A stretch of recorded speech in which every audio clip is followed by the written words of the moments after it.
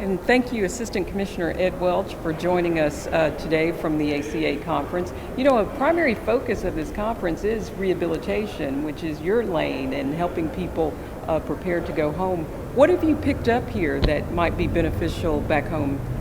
Hi, Dr. Carter. I'm glad you asked. This is a great opportunity for TDOC and to network and collaborate with our partners nationally and internationally at the ACA Winter Conference here in San Diego. And it fits so well with the Governor's Lead, criminal justice investment, and all the things that we talk about in Tennessee. To hear these conversations as they grow and expand at the national level here in San Diego is really informative about correctional health care when we talk about the health care provider crisis that we feel in corrections that is felt across the nation.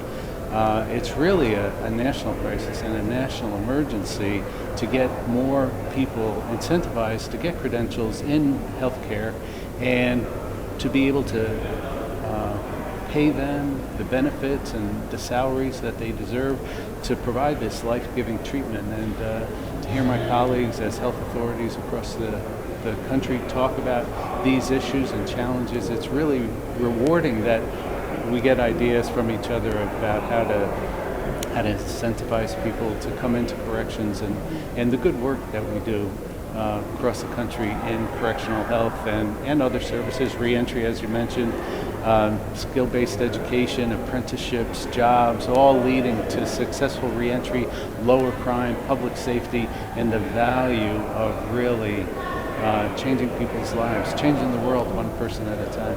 It seems this is an especially exciting time to work in reentry, that the country is paying attention. Have you found that here? Yeah, it's really Vision 2020 is let's focus on successful reentry, getting people out with the skills that they need to be successful so that they don't come back.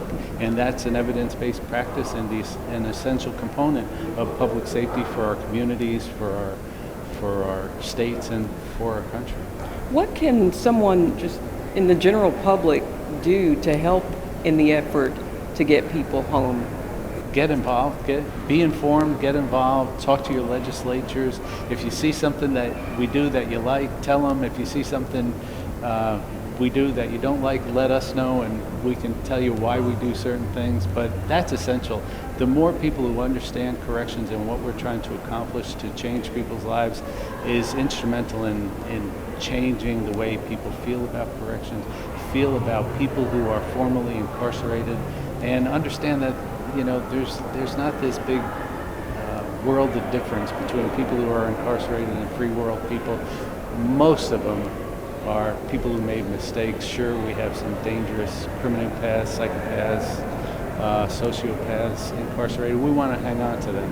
When we talk about reentry, we're talking about the people who are ready to be released, ready to go out and establish themselves in their communities, support their families, support themselves, and lead successful lives. We've heard Commissioner Parker say that government can't do this alone, that it is going to take all of us involved in this effort.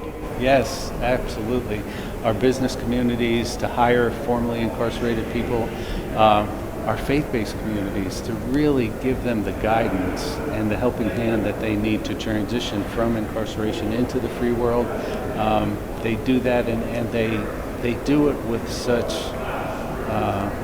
a benefit to heal people as they transition, because a lot of incarcerated people suffer a lot of guilt and shame for what they've done, and it's the faith-based community that really addresses that and can help them reform and transcend their limitations in the past. So attending a conference like this, does it get you excited to return home and put into place some of the initiatives and ideas that you've picked up here? I'm not trying to be funny, but misery loves company. When I talk to my colleagues and they're confronted with the same challenges that we are in Tennessee, and we put our heads together and say, well, what are you doing about Hep C? What are you doing about all these health challenges that incarcerated populations suffer, the aging population, all those type of things, and to really hear this fundamental sea change in the way that we do our jobs is really taking hold. I was at the Correctional Health Authority meeting yesterday. It was an all-day meeting to deal with all these type of issues, and you hear leaders say, you know, it used to be correctional health was out of sight, out of mind, and now it's taken a forefront. Rehabilitation. Only a few years ago, the Deputy Attorney General said, we don't need rehabilitation, we need prison reform, and those type of things. And to come to a conference like this, where these people are so adamant, they're really activists for prison reform and doing things better. So it's an exciting opportunity to be here and talk to the thousands of correctional professionals who attend this conference and really want to make fundamental change in the way we do corrections in this country. Thank you, Assistant Commissioner Ed Welch. Join us again tomorrow for more on our coverage from the ACA conference in San Diego.